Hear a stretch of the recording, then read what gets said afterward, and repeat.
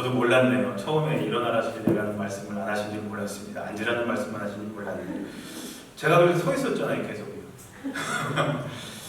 예. 11월은 우리 추수감사주일이 있고 또 추수가 있는 계절이어서 감사의 삶이라는 큰 제목으로 추수감사주일까지 말씀을 전하려고 합니다. 예수님께서 어떤 마을을 지나가게 되었습니다. 그때 문둥병자 10사람이 예수님께 나옵니다. 그들은 예수님께 자기들의 병을 고쳐달라고 소리를 질렀습니다. 예수님께서 저들을 불쌍히 여기시고 그들에게 말씀하셨죠. 가서 제사장들에게 너희 몸을 보여라. 이 말씀은 예수님께서 그들을 고쳐주시겠다는 의미였습니다. 그들은 자신들의 문둥병이 나을 수 있다는 소망을 가지고 제사장에게 가고 있었습니다. 제사장에 가면서 그들은 무슨 생각을 했을까요? 만일 정말로 내 몸이 깨끗해진다면 나를 고쳐주신 예수님께 내가 최고의 감사를 해야지 라는 생각도 했을 겁니다. 정말로 내 몸이 나아진다면 예수님을 위해서 내가 못할 일이 무엇이 있겠어? 하나님, 이번에 제 몸을 고쳐주시기만 하신다면 나의 삶 전체를 다 드리겠습니다. 아마 분명히 그들은 이런 생각들을 하면서 제사장에게 가고 있었을 겁니다. 그런데 그들은 제사장에게로 가던 도중에 정말로 자신들의 몸이 깨끗해진 것을 알게 됩니다. 예수님의 말씀대로 그들의 문둥병이 낫게 된 것입니다. 얼마나 기뻤겠습니까?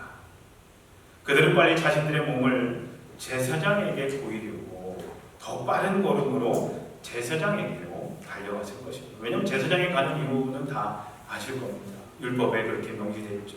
제사장이 허락을 해야만, 인정을 해야만 다시 정상의 삶으로 돌아가게 되는 것이기 때문에 그렇습니다. 그런데 그 중에 한 사람만이 제사장에게로 가던 발걸음을 돌이켜서 예수님께 다시 돌아옵니다. 그리고 예수님의 발 앞에 엎드려 감사를 드립니다. 그는 사마리아인이었다라고 성경은 기록하고 있습니다. 예수님이 그에게 묻습니다. 10사람이 모두 깨끗함을 받지 않았느냐? 그런데 9은 어디 있느냐? 하나님께 영광을 돌리려 되돌아온 사람은 이 이방인 한 사람밖에 없느냐라고 물으십니다. 그리고는 그에게 말씀하시죠. 일어나 가라, 내 믿음이 너를 구원했다라고 축복하십니다.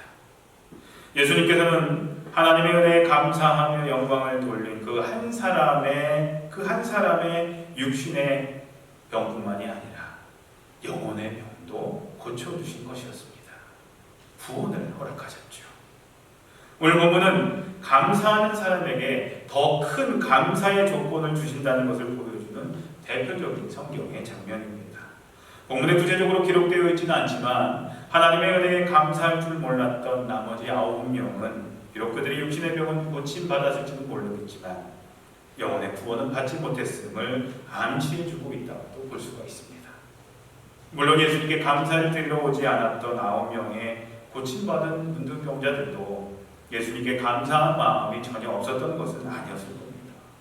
그렇다면 왜 그들은 예수님께 감사의 마음을 표현하지 못했을까요?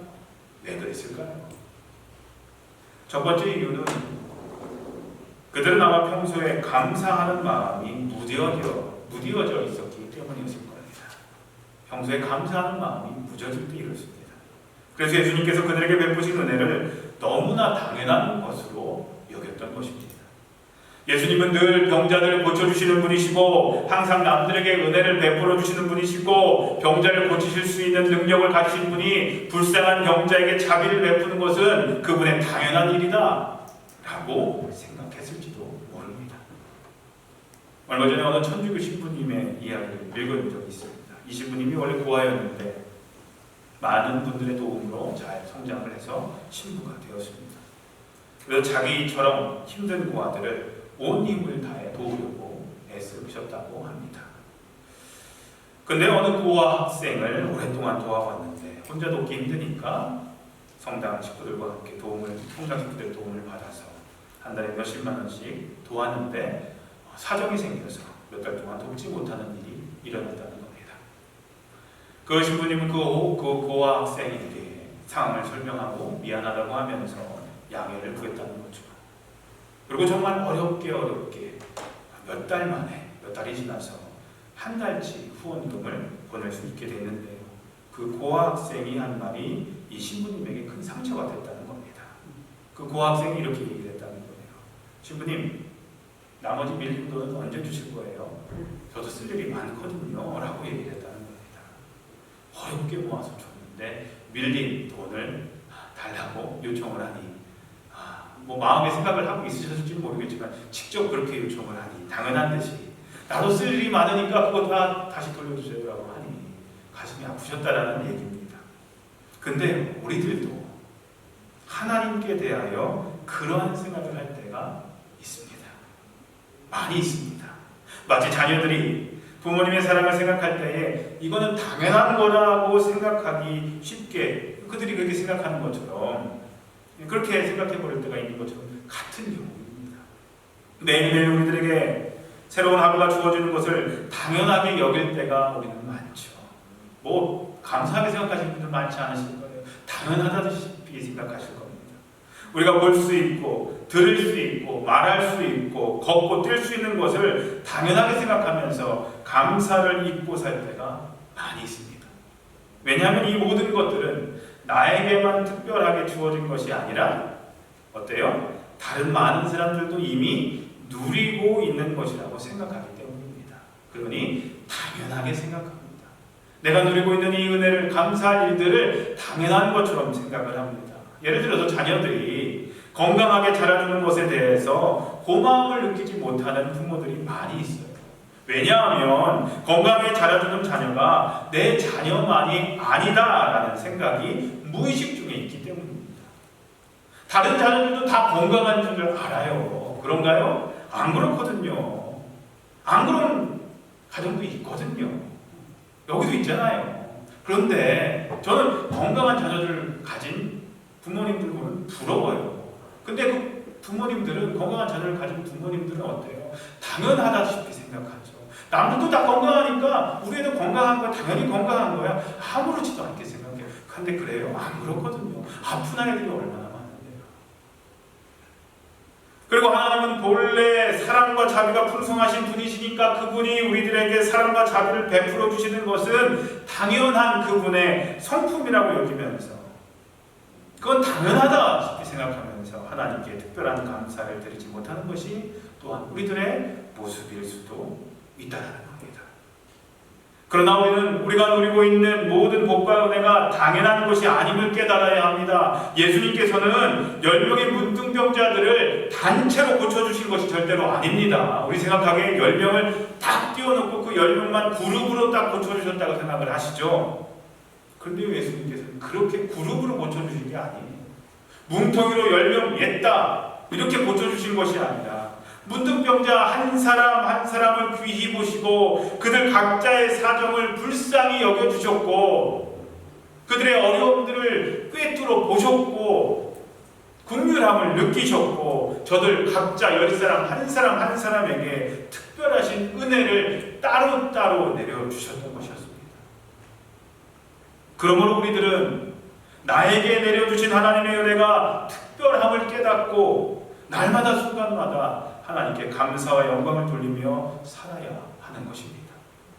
10사람 중에 오직 한 사람만 감사를 드렸고 나머지 9명은 감사할 줄 몰랐다라는 오늘 본문의 이야기.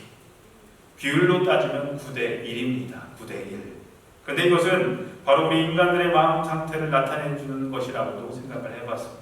다시 말해서 우리들의 마음은 90% 정도가 감사에 무디어져 있고 단지 10% 정도만 감사에 대하여 우리들의 마음이 열려있다는 생각을 해봅니다. 고침받은 10명의 문둥병자들 모두가 예수님께 감사를 드려야 했듯이 우리들은 우리들의 삶의 모든 것들로 인하여 하나님께 감사를 드려야만 합니다. 우리들의 삶의 전체가 하나님의 은혜이기 때문입니다. 숨을 쉴 때마다 하나님께 감사를 드려야 하고 내 맥박이 뛸 때마다 하나님께 감사를 드려야 하는 것입니다. 그런데 우리들의 삶의 대부분은 어떻습니까? 감사에 대해서 무감각해져 있습니다. 우리들은 나도 가끔 하나님께 감사하다는 생각을 하곤 합니다. 겨우 10% 정도도 되지 않는 마음을 하나님께 감사의 마음으로 드리며 살고 있다는 말입니다.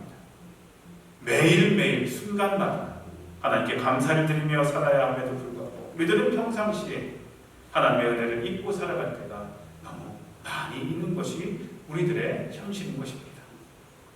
아마 여러분들도 이 글을 들어보신 적 있으실 겁니다. 읽어보신 적도 있으실 거예요. 지금 당신의 집에 정의가 들어온다면 세상에 정의의 혜택이 없이 사는 20억이 넘는 사람들 생각하며 감사해야 합니다. 당신 집에 수돗물이 있다면 식수가 없어 고생하는 10억이 넘는 사람들 생각하며 감사해야 합니다. 하루 1불 이상으로 생활하고 있다면 1불 미만으로 살고 있는 12억의 사람들을 생각하며 감사해야 합니다. 하루 한 끼라도 따뜻한 음식을 배불리 먹을 수 있다면 영양실조로 고통받는 8억의 사람들을 생각하며 감사해야 합니다. 오늘 아침 일어났을 때 당신의 몸이 건강하다면 당신은 이번 주를 넘기지 못할 수백만 명의 환자들을 생각하며 감사해야 합니다. 한 번도 전쟁의 위험이나 수용소의 외로움, 고문의 고통, 굶주림의 쓰라림을 경험하지 못했다면 그러한 고통을 겪으며 사는 수억 명의 사람들을 생각하며 감사해야 합니다. 당신이 은행에 그리고 지갑에 약간의 돈이 있고 어딘가 작은 접시에 동전을 모아놓았다면 당신은 이 세상의 8% 안에 드는 감사해야 할 이유가 충분히 있는 부자입니다 라는 내용입니다. 마땅히 감사해야 할 것들에 대하여 감사함을 느끼지 못하는 마음은 굳어진 마음입니다. 그러한 마음에는 기쁨이 없습니다. 우리가 감사하지 못하는 이유 중에 비교가 있습니다. 남들과 비교합니다. 나보다 더 많이 가지고 있고 나보다 더 많이 누리고 있고 한 사람과 비교를 하면서 내 자신은 초라하게 느껴지죠.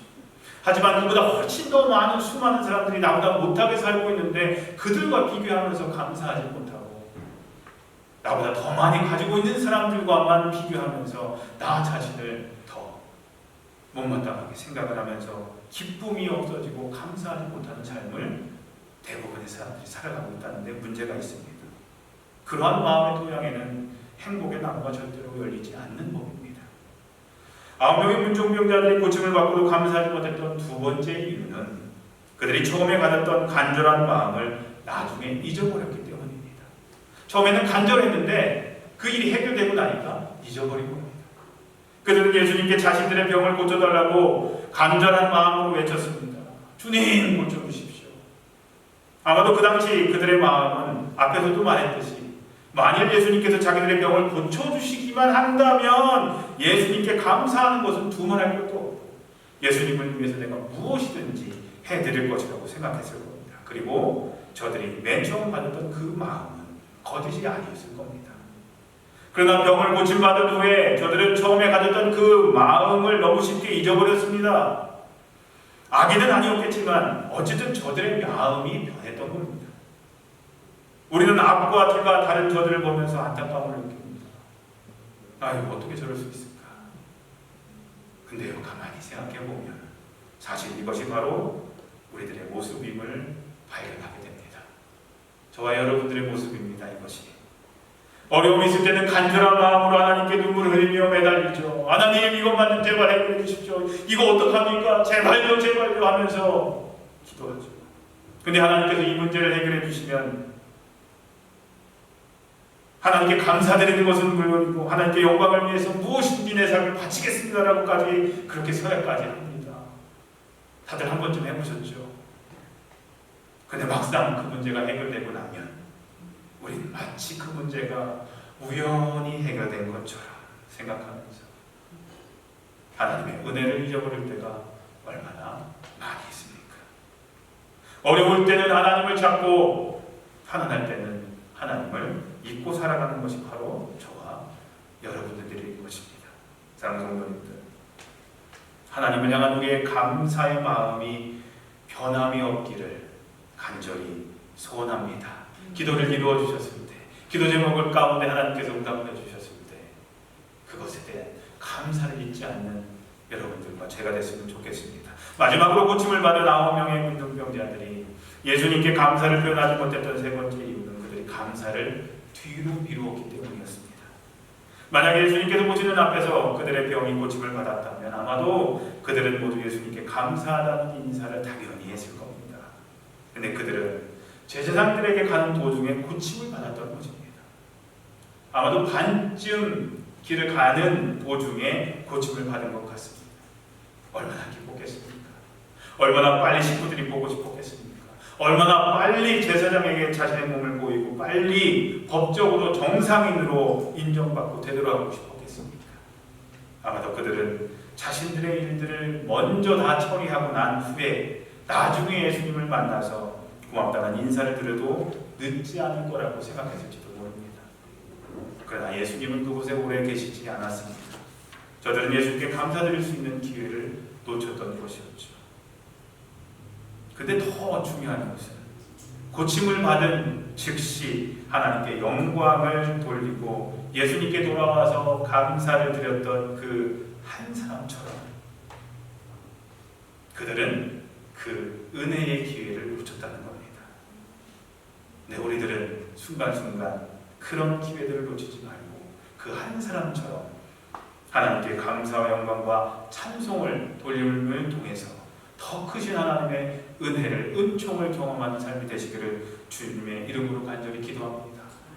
한 사람이, 그 한 사람만이 감사를 통하여 더 큰 복을 누렸던 것처럼 우리도 하나님께로부터 더 큰 은혜와 복을 누릴 수 있게 될 줄로 믿습니다. 이제 말씀을 정리하겠습니다. 세상에 많은 사람들이 오늘 본문 말씀에 나오는 9명의 무리에 속하여 살아가고 있습니다. 하나님께 대한 감사의 무딘 마음을 갖고 살아갑니다. 하나님께 감사하는 마음을 너무 쉽게 잊어버립니다. 그리고 하나님께 감사의 마음을 잘 표현하지 않고 미룹니다. 그러나 많은 사람들이 90%가 넘는 사람들이 그렇게 생각하고 행동한다고 해서 그것이 괜찮고 옳은 것은 절대 아닙니다. 사랑하는 성도님들, 감사가 곧 행복의 문을 여는 열쇠이고 하나님의 더 큰 은혜와 복을 받는 비결이 됨을 잊지 마시기 바랍니다. 원어먹기는 감사할 줄 모르는 9명에 속한 사람들이 아니라 예수님께 홀로 찾아왔던 그 한 사람, 그 한 사람처럼 주님께 감사할 줄 아는 사람들이 우리 모두가 되기를, 저와 여러분들이 되시기를 주님의 이름으로 간절히 기도합니다. 기도하겠습니다. 하나님 감사합니다. 저희 삶 가운데 베풀어 주신 수많은 은혜에 감사드립니다. 저희를 구원해 주신 것도, 저희들이 살아가는 것도, 그리고 지금 주님을 예배할 수 있는 것도 모두 다 하나님의 은혜입니다. 감사드립니다. 그 은혜를 잊지 않고 감사할 줄 아는 그 한 사람이 저희의 삶이 되게 해 주시옵소서. 예수님의 이름으로 기도합니다. 아멘. 이 시간 우리 각자의 자리에서 결단과